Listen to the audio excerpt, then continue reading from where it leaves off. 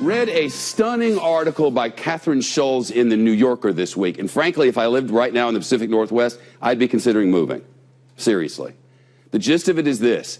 The federal government estimates 13,000 Americans will die in a major earthquake and tsunami in the Pacific Northwest. It's not a question of whether, but when. This earthquake is coming, and it's overdue.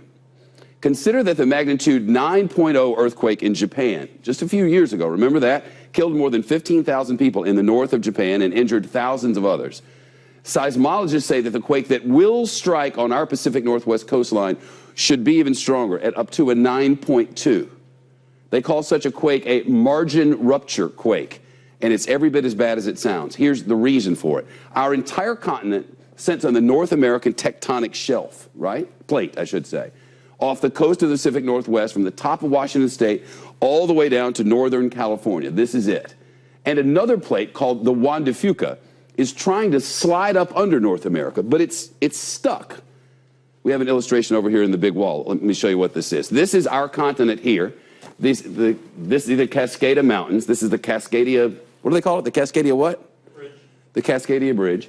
I was actually asking him, but thank you. The North American plate here and the Juan de Fuca plate here. This one's sliding up under, and eventually this is going to go down, send a huge wall of water up. That wall will go all the way over to Japan, and the other will come onto our shore within 15 minutes.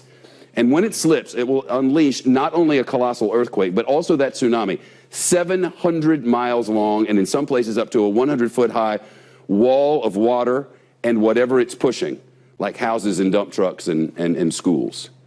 Thousands and thousands will not escape. The New Yorker quotes a FEMA official who says, and I quote, "Our operating assumption is that everything west of Interstate 5 will be toast."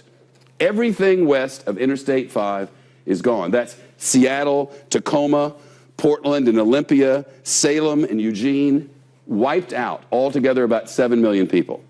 That's not including tourists. So think of summertime. The New Yorker reports that FEMA calculations indicate the disaster will damage or destroy about 1 million buildings, including 3,000 schools and 1/3 of all fire stations. And perhaps the worst part of all of this, these sorts of earthquakes happen at regular intervals in exactly this part of the world, have forever. On average, according to seismologists, about every 240 years. So when was the last one of these massive 9.2 or so earthquakes? Well, the last one was more than 300 years ago, the year 1700. It struck in the Pacific Northwest and sent a 600-foot wave of water all the way to Japan. So right now, on average, the Pacific Northwest is decades overdue for the really, really big one. Michio Kaku is a physicist and professor at City College of New York. This article is stunning. Is it overstated in any way? No, the Cascadia Fault is an earthquake waiting to happen. We know it's going to happen with an energy 30 times the maximum energy of the San Andreas Fault. So Hollywood has us brainwashed into thinking the big one is going to be in California. No, the Cascadia Fault would pack energy 30 times the energy that the San Andreas Fault can muster. The article speaks of a liquefaction of the earth, that part of the earth will turn to liquid.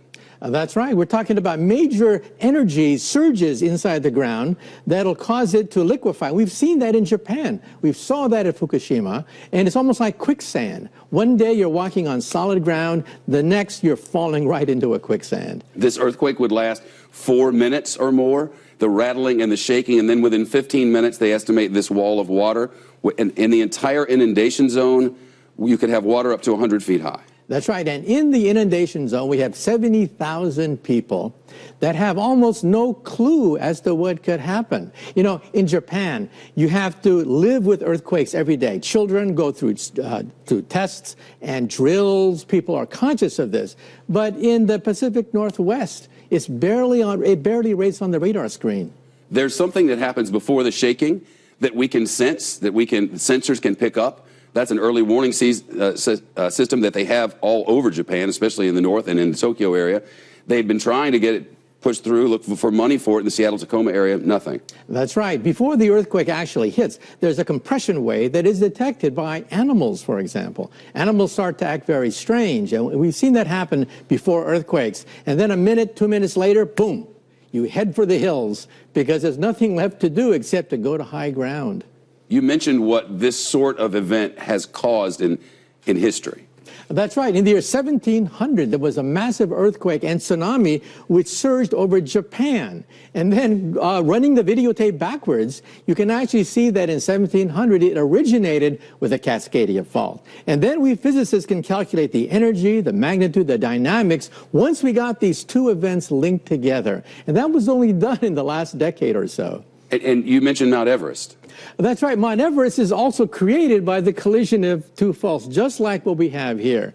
The one fault going under, the other fault going over, and that created the Himalayan mountains. That created Mount Everest. That's the power packed by the subduction zone earthquake.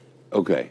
Averages of when things are going to happen are really not very reliable. I think they used by example, the difference between 4 and 6 is 2.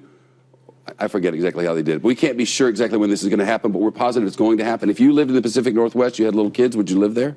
I'd think twice. I would have to drill them, just like what they do in Japan, be part of their life in terms of having an emergency kit, where to go in case of an emergency, what to do, what frequencies to go to, and so on and so forth. And by the way, we know that this is going to happen because by simply drilling into the seafloor, we can see evidence of ancient tsunamis going back 10,000 years. And we know that how many over that period? 41, which means that the time between the cycles is about 240 years. Wow. And it's been 315 years since the last big one. Now, of course, this is not rigorous, it's not absolute. But according to this figure, we could be overdue for another big one. Yeah, by many decades. It's nice to talk to you. Thank you. Really weird and scary. That's right. And, you know, within the lifetime of some of our viewers, they may see Seattle and Portland destroyed. It's a great article at the New Yorker. It's in this month's edition, and spectacularly well written. And the facts that go along with it they're really sort of mind-numbing. See you soon. Thank you.